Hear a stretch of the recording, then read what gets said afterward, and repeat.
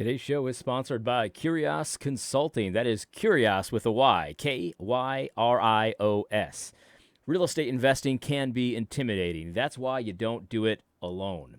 Kyrios Consulting gets you from no real estate to your first rental property. My friend Steve did it right here in New Hampshire, and he wants to help other Christians do the same. Visit consultingbykyrios.com. Again, that's with a Y, consultingbykyrios.com. No more excuses.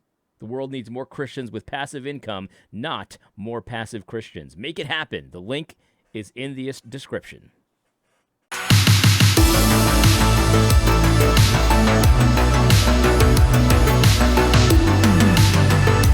All right, everybody, we are back, and we're just going to power through. We're just going to keep going with this Jen Wilkin thing.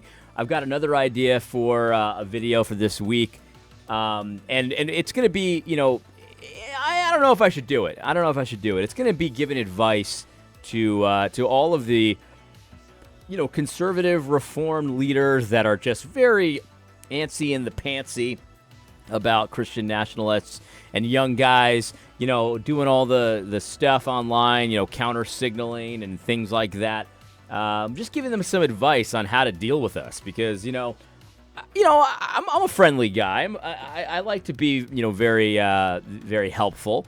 I'm like the Josh Dawes of the far right. You know what I mean?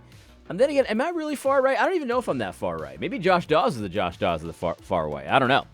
But I want to help out guys like Joe Boo. I want to help out guys like Doug Wilson, for example. He's a little, upset about certain things that are happening. And I want to help them out because I think, anyway, we'll get into that later. Before I get into the Jen Wilkin thing, though, I just want to say you got to take your hats off to the New York Mets. I mean, man, what a season.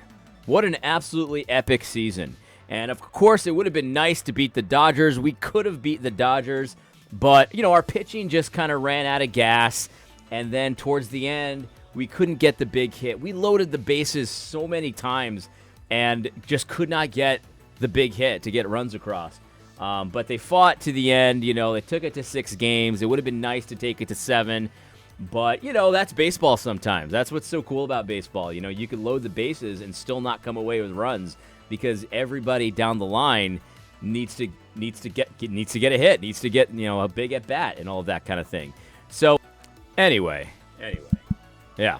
So, the Mets, it was a great season, and a lot of people didn't see this coming. And I'll be lying if I thought that, if I said that I thought we'd go to the LCS. But I knew the Mets would be good this year, and I've been pretty good at predicting how the Mets are going to do the last few seasons. I remember the season before this one, everyone was really high in the Mets, and I was not at all. I knew we were not a playoff team last year, and it turns out we weren't. This year, I knew we'd be in the mix late in the season. Man, I could not have predicted this, but we'll see what happens in free agency. We've got a lot of players to either re-sign or replace, but things have never looked brighter for the New York Mets. I mean, they're on the right track for sure, and I'm excited, man. I'm excited about everything. Anyway. Well, maybe not everything. The Jets. We got the Jets. The Jets are in the exact opposite position. They are among the worst teams in the league right now, and there's just no bright light at the end of the tunnel. I mean, there's nothing coming down the pike. We're in an awful position to even try to improve after this season. We went all in for this season, and we stink. And I knew we would stink. I'm one of the most negative Jets fans around. I mean, there's no question about it. No matter what we do in the offseason, I always assume it's not going to work out. I'm a very negative Jets fan, but even I could not have predicted as bad as we've been. I knew we'd be bad. I didn't know we'd be this bad. I don't even know if we'll win 5 games. I don't know if we'll ever win again. That's how bad it is. But I don't try to predict the Jets because I don't really know football that well. I know baseball pretty well, but in any case, let's move forward. I'll probably have more to say about the Mets in a future episode. So if you don't like that kind of thing, well, I'm not sorry. But yeah, let's move forward. Jen Wilkin. I think if I'm not mistaken, we just left off where she was talking about trauma-informed counseling or something about that, or who knows? Who cares, really? Basically. Yeah. Anyway, she looks very pleased with herself, or maybe not. Maybe she's mad at him. I don't know what she's feeling, but. This is, Anyway. Here's a practical example that I that I don't really know how to deal with, or just how I should handle it. I've been an elder for a long time in a large church, and I would say often about 2/3 of the women, large numbers of new members who are coming in are young single women. What does it look like for me to shepherd them? Okay. All right. Well, this is very interesting. At his churches, the new people that are coming in are single women, is what he said. What was the other adjective he used? Whatever. Single women are coming into his church. That's how his church is growing. Not at all surprising, to be perfectly honest with you. And it's not bad that single women are coming to faith. I'm not saying that. But, of course, Gospel Coalition churches, they're very effeminate just by nature. So they're going to attract a lot of single women. And so I'm not gonna disparage Gospel Coalition for thinking about how to shepherd single women, because that's what their churches are producing. It's as simple as that. Now, that's actually not what the church at large is producing. I've seen some recent reporting that totally, it strikes me as true just from my own experiences, but lots of men are coming to faith, young men, which is such a positive development, because the reality is when the young men come, the young women follow. It's as simple as that. When the father comes to faith, the wife typically follows. The children follow. That is how it goes. At the end of Malachi, I believe, what does it say? I'm going to turn the hearts of the fathers to the sons and the sons to the fathers. This is the way of the world. God created it to be this way. It's baked into the cake. And so that's what's happening in the church at large. That's what's happening in a lot of my friends' churches. Not to say that there aren't single women coming to faith at my friends' churches as well, but the real interesting development is the massive amounts of single men that are coming to faith, and fathers and things like that. So that's interesting. What's also interesting is I'm assuming he's a pastor. He just said he was a pastor, I think, at a large church. And now he's asking, what does it look like to shepherd single women? That's a scary question to be asking as a pastor of a large church. That's a scary question. What does it look like to shepherd single women?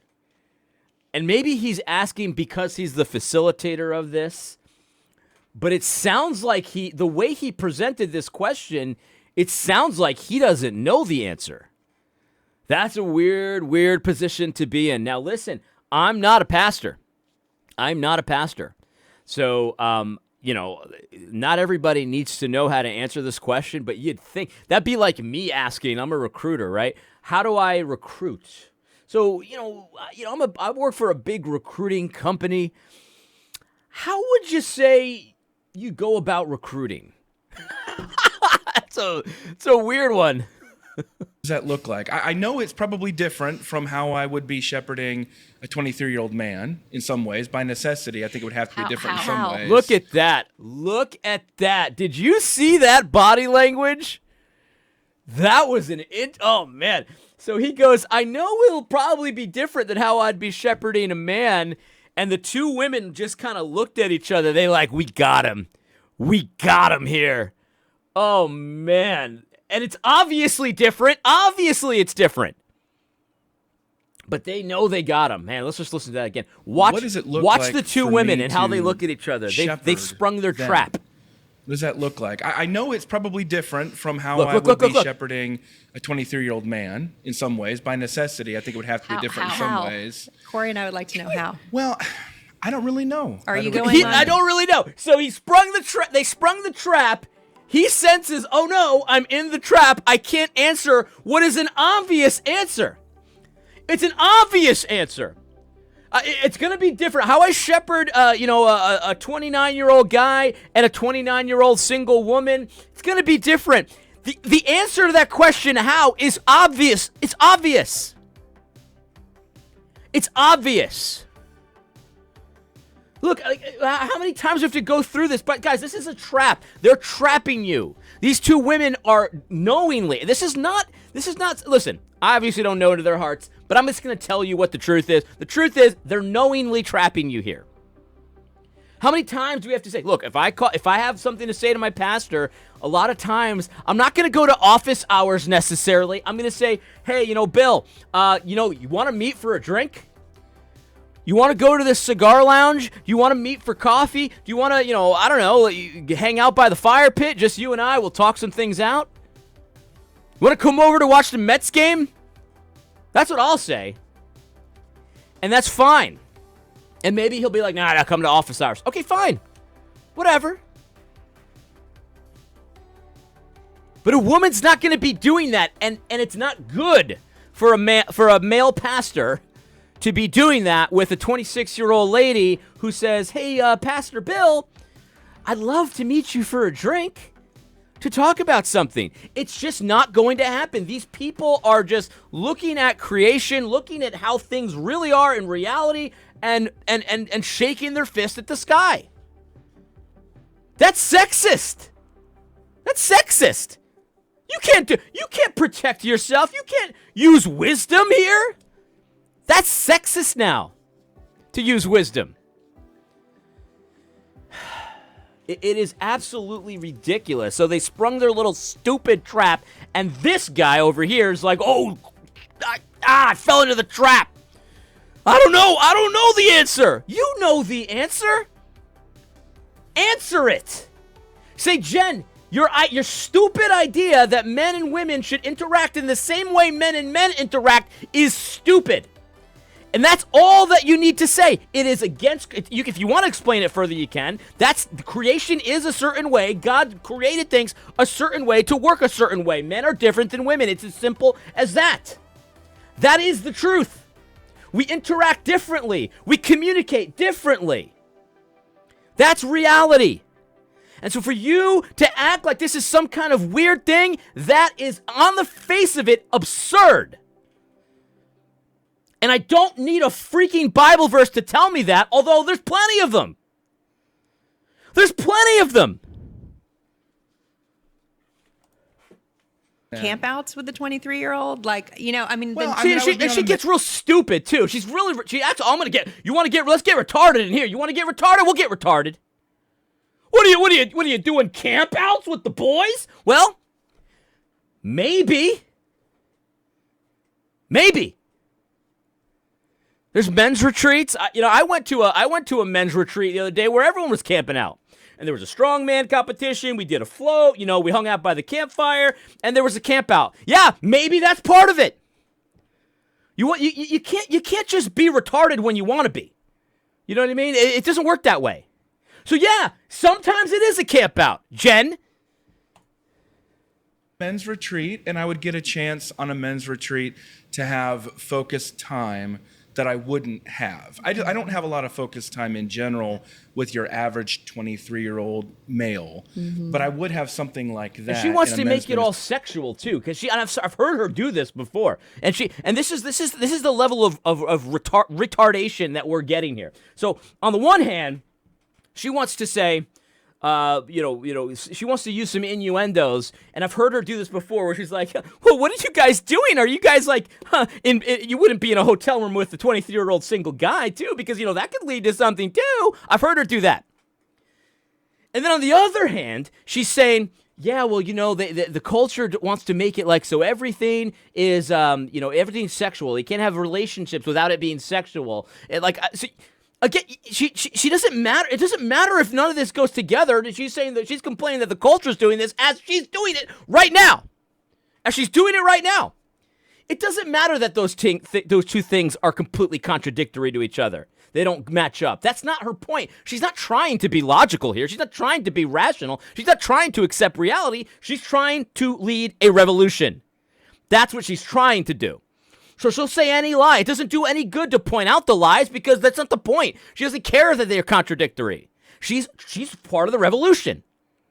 So whatever argument that helps her at the moment, that's the one she deploys. Ministry context where I could do that. So that's why I'm wondering, what does it look like, otherwise to do that? I was really blessed. The gospel was given to me by two campus male ministers, And one of them subsequently discipled me. So I got one-on-one time with my campus minister all the time. We had weekly meetings. Because of his input in my life, I quickly rose into leadership, which really gave me a hard look at myself and my things that I struggled with. So I got accountability. And those things are just pure discipleship. Those aren't gender specific. Being taught the word of God, being held accountable for my actions, being given a vision and helping me pray through that vision and see what the Lord may do. But then also what Notice, there's no help coming here.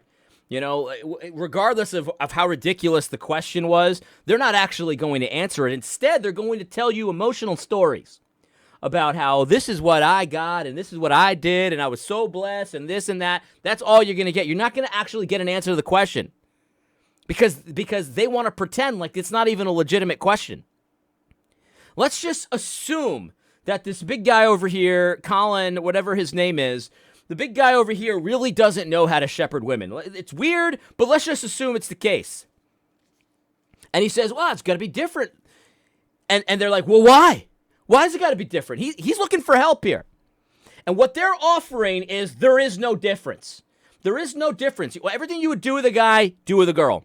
She wants to go to a cigar lounge with you. Well, why does that have to be sexual? It doesn't have to be sexual. These women will destroy your church if you let them. If you let them and you just sit by idly with your little hands on your coffee, your church can be destroyed. It's very simple. Really well was that there was no control. And that was something that I realized when I got into other discipleship relationships. I'm quicker to catch on to when someone's trying to mold me or shape me in a way that's nefarious versus something that's healthy. So I would, if I walked into a church and I was a young 23-year-old woman and I had an older brother who had a wealth of knowledge and I was theologically minded and wanted to know the word of God, I probably honestly don't want to talk about women things. I probably want to talk about the word of God, and I probably have specific questions with you and want to dig in just like any male would. And I was just really blessed to have Actually, that. that's one of the key things I think is missing in the whole conversation is that when lots of times when pastors think about discipling a woman in their church and they're like, I don't know if I should do that.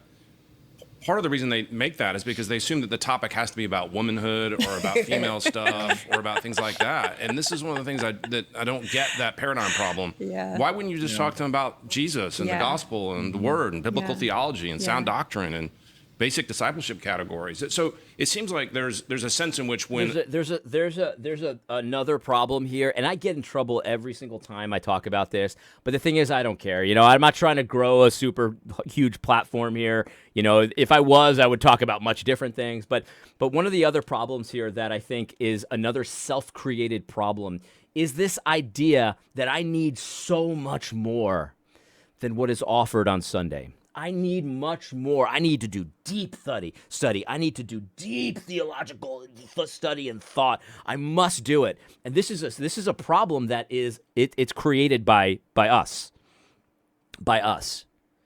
Because what's presented in the Bible is very, very simple. It's simple. For the majority of people, I'm talking the majority of people, going to church on Sunday, hearing the Lord's words preached to you on Sunday, taking the bread and the wine, being baptized, singing psalms, hymns, and spiritual songs on Sunday, and then throughout the week, you know, praying with your family, learning with your family and friends if you're single, you know, that kind of thing, talking amongst yourselves about what was learned on Sunday and about what happened on Sunday and all the things you were taught. If you do that, you're doing well. That's what's presented to us in the Scripture. And all of this extra study that we do, for the majority of people, it is not necessary. I'm not saying it's not good, but it's not necessary. We are so often taught that the life of a Christian, a regular rank-and-file Christian, must look exactly like the life of a pastor.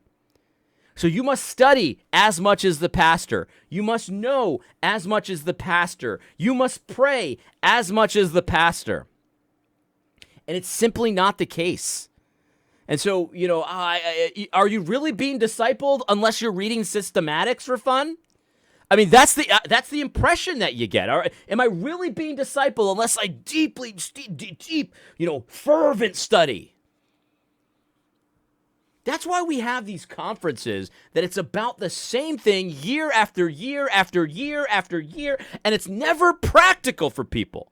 I cannot go to those kinds of conferences. I can't. I just can't do it. I can't do it because it creates this idea that there are just no regular people in the kingdom of God. You know, you can't start a normal just software company. No, you got to start the kingdom-driven, on mission, whatever software company. That's how you end up with these products that it's just like the knockoff of liquid death. Oh, we've got angel water now. You know what I mean? Like, that's how that. Anyway, that's a side issue. Not gonna get into that. A lot of these problems that this video has been addressing, these are all artificial problems that we haven't really gotten to the core issue. The core issue is somewhere on a lower level where it's like, yeah, is this even a good idea in the first place? Like that's really where we're at. But these guys they've created problems in their mega churches, and now they've got to solve them and pretend that it's like somehow biblically, minded. A pastor pastors a male, he thinks in theological categories. When he moves over to pastoring a female, he thinks, oh, now it's relational categories, and I'm not equipped for that. So I just do the males and I don't do the women. But I think that's itself the problem, is that why would we assume that women don't need those same categories? And I think that's exactly maybe what you were describing, is that you got the benefit of someone who just wanted to talk to you about the gospel, which is like, wow, how about that? I mean, that seems like an obvious thing. I think, Mike, it's also but that's the thing. It is an obvious thing, but it's an obvious thing that's already happening. And somehow I'm supposed to believe that there's all these men out there that aren't teaching the gospel to women. That's the presentation that you're getting here. Oh, that's so insightful, Michael. Yeah. Like, so are you really telling me that Colin Hansen doesn't know how to teach women the gospel? That's what you're trying to tell me? This is all fugazi. This is so ridiculous. It's so preposterous. I'm all fired up. Let's see what Colin has to say. I think he looks like he's raising his hand. I'm not an expert at body language by any means, but when someone raises their hands, they're trying to get an opportunity to defend themselves. So let's see what Colin has to say, because that's how this has been set up, right? Well, I mean, it's the same thing. You teach them the gospel. I mean, why do men think that they can't teach the gospel to women? Let's see what Colin has to say. We're professors, meaning that there are certain people gravitate toward us. There are a lot of men in my church that they don't really care about theology, fair enough. And they don't seek me out. And as I'm thinking about my own question in there, I'm realizing it has happened a lot. It's often in classes, in classroom settings. You've talked about the importance of those classroom settings in the church, and so it's worked there. And then that translates into our professional space. And then it has often worked in home groups as well, where there have been a number of women that I've led to the Lord and have become very dear to me and our family from there. But it's usually been I guess I didn't realize how much of that was already happening in a group context that then spun off a level of trust for personally and then as a group that led to a lot of discipleship. So this is interesting because Colin, so Colin, he doesn't really defend himself, but he kind of does. Like, basically what he's saying is, oh yeah, what you guys are, that's what you were talking about? That's what you were talking about? Like teaching someone in a small group? Teaching someone in a classroom, professing the word on Sunday? Oh, that's what you meant? Oh yeah, I do that. That's not actually a problem. You guys are saying this is somehow a problem? I thought we were talking about something else. That's basically what Colin said there. So he kind of weaseled out of his own stupid question, but it was a stupid question in the first place. I mean, I can't feel too sorry for him, but it was a stupid question in the first place. But let's see what Jen has to say. I think we're back to Genesis chapter 2. If you lead with difference, then it means you objectify someone into a category. As soon as you see a female, you're like, I don't see a Christian. I see a female. Yeah. And obviously you don't want to discount the fact that they're female because God's made them that. Oh my goodness gracious. What do you even say to this? This is all a narrative that they have just created out of whole cloth. When you see a woman, you don't even see a Christian. You just see a woman. And he's about to say, we don't want to discount their femaleness, but no. But that's crucial. That's crucial. The information and the theology that a woman needs, right? There's going to be some overlap, but a lot of the practicality of it, a lot of the practice of it, a lot of all of that, it's going to be different than the information that the men use for practical use. It's going to be different.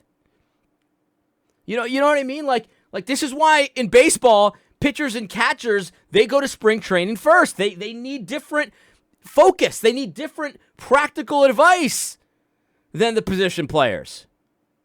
Pitchers and catchers are separate. They're both baseball players, but they need separate focuses.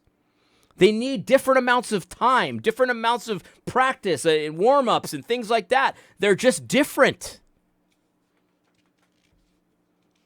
The pitcher pitches every 5 games. The position players play 162 games. Like, it's a different grind. There's different practical things and needs and practices that they need to be doing. So there's going to be differences. And at some point, those differences have to be acknowledged in reality. And at some point, the male pastorate, there are certain things that are inappropriate. Again, there's some overlap. It's the same gospel that saves women and men.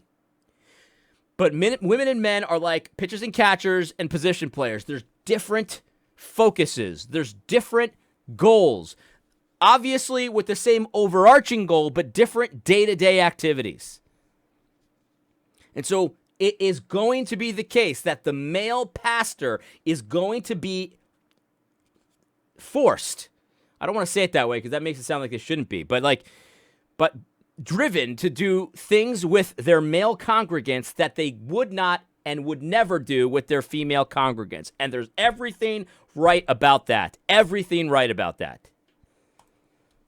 That way too.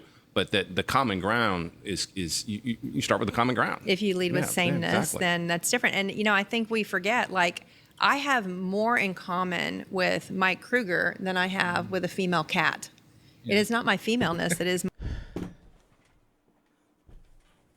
Oh, man.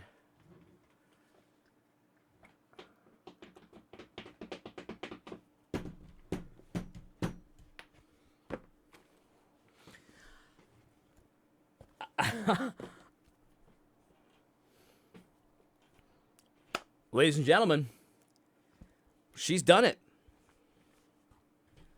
She's done it. I've been at this for, how's it been, 5 years now? Has it been 5 or 6 years?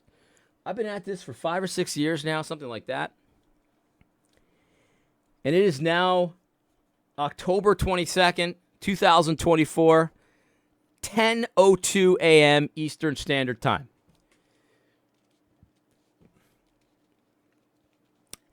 And I have officially heard the single dumbest thing I have ever heard doing one of these videos. That is the single stupidest thing I have ever heard on one of these videos. And I don't even think it's particularly close. If you guys can think of a dumber thing that you've heard on this channel, I'm sure I've said some doozies. But if you guys can think of a dumber thing that you've heard on this channel, put it in the comments below. And I'll be honest, if it's dumber than this, then I'll admit it, and I'll, I don't know, you'll win some kind of prize. You'll get a little recognition. There you go. You get a little recognition. Maybe I'll, anyway. What do you even say to something like that? What do you even say to something like that? I know Dr. White used to always say, the line from Frasier, what color is the sky in your world? I'd rather somebody ask that. What color is the sky?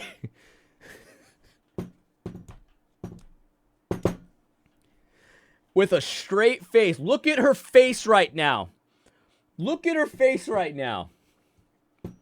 And she's got the hand motions like an Italian, And straight face, totally serious.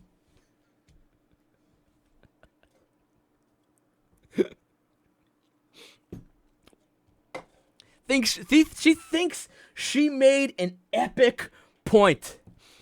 She's like this. And she just said, I have more in common with my brother Michael Kruger than with a female cat. That's what she just said.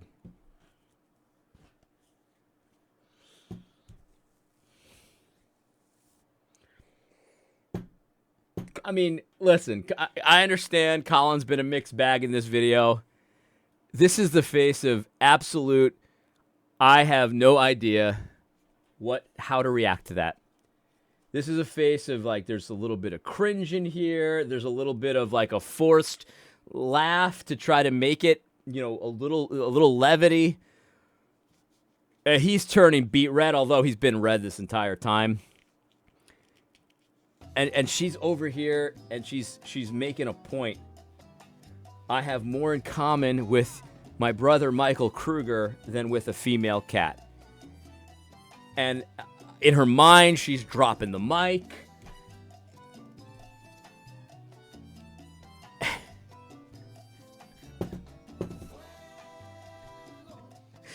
Oh, man. It's funny because I often think this. I don't know if I've ever said this, but I often think like when it comes to like female leadership in the church and stuff like that, it's so often. I mean, I would say this is 100% of the time. So there's no exceptions to this. This I command. No exceptions. Every woman that promotes female leadership in the church is disqualified, obviously, because that's not allowed according to the Bible. But even if they weren't a woman, they would not be qualified to teach the people of God. They are incapable of thinking clearly. They are oftentimes completely incapable or unwilling to interpret the Bible correctly. It is like, it's not just the fact that you're a woman that makes you disqualified from leading in the church, although that's enough. But it's also that you are brain dead. And brain dead people are not allowed to lead the church of God. You need to be able to teach. You don't meet that one either. You don't meet that one either. I gotta end there.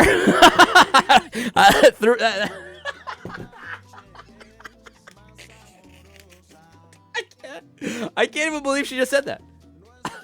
I can't even believe she just said that. This is why I do these videos without watching the video first, because if I knew that one was coming, every video would have referenced it, and then it wouldn't have had the effect that it would have had, because everyone would have been expecting this great epic thing, and then it's that, and then people, it can't help but let you down. But man, yeah. I don't know. I gotta stop, and I'm gonna come back to this tomorrow. Maybe. We'll see.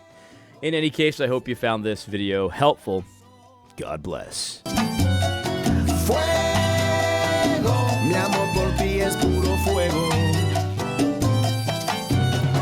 Fuego, mi amor por ti es puro fuego. Fuego, puro fuego es mi amor por ti.